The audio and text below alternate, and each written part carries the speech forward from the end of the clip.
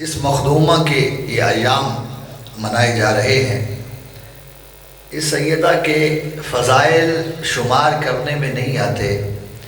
اس کی فضیلت کے لیے بس اتنا کہہ دینا ہی بہت ہے ہم جیسوں کے لیے کہ جو رحمت للعالمین کے لیے رحمت ہو اسے فاطمہ کہتے ہیں۔ مولا سلامت رکھے آپ کو۔ وہ مصطفیٰ جو عالمین کے لیے رحمت بن کے آیا، جو اس کے لیے بھی رحمت ہے، اسے فاطمہ الزہرا کہتے ہیں۔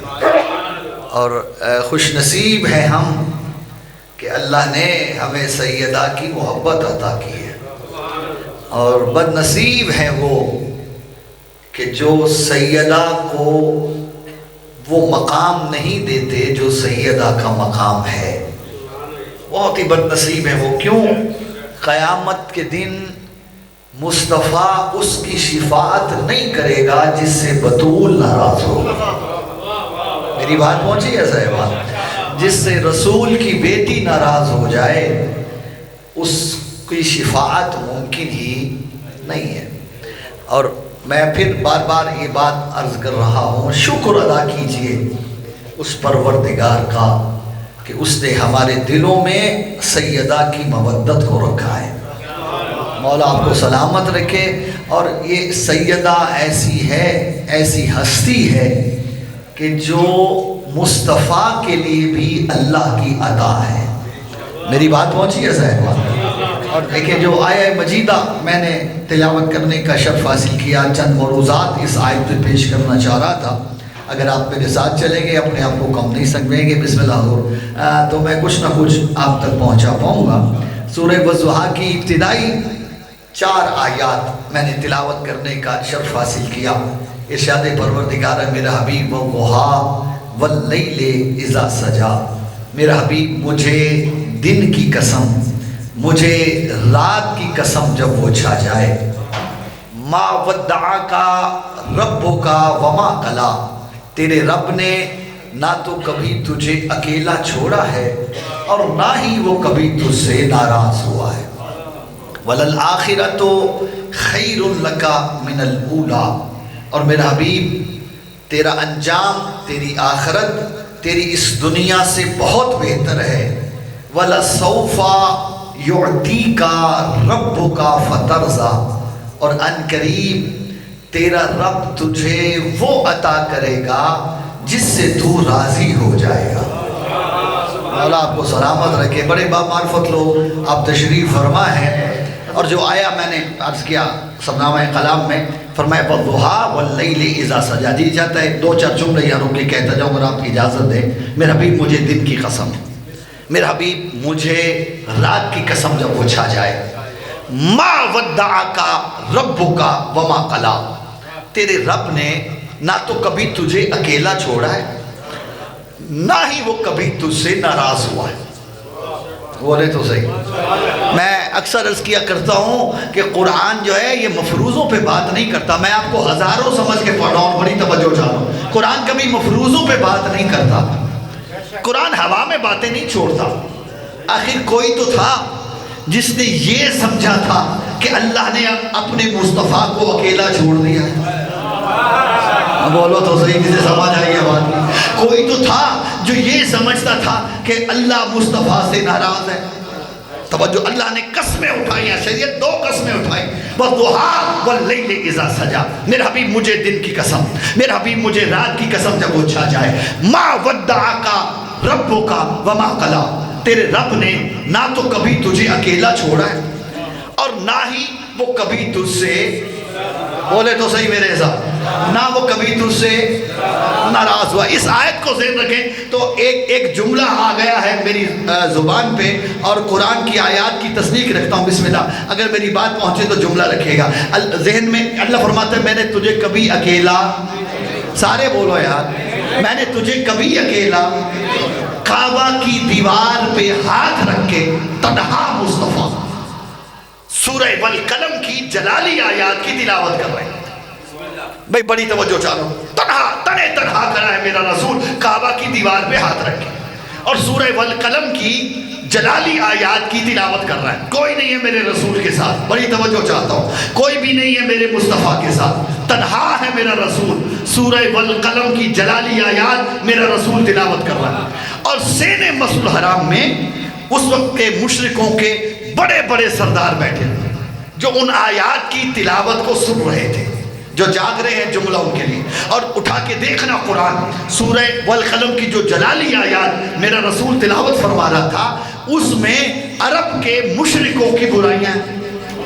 بھائی توجہ چاہ رہا ہوں کہ یہ عطل ہے, یہ زنیم ہے, یہ سرکش ہے, یہ بد نسل ہے, یہ بد نسب ہے, یہ چغل خور ہے, یہ حماز ہے, یہ مشاء ہے, یہ نمیم ہے.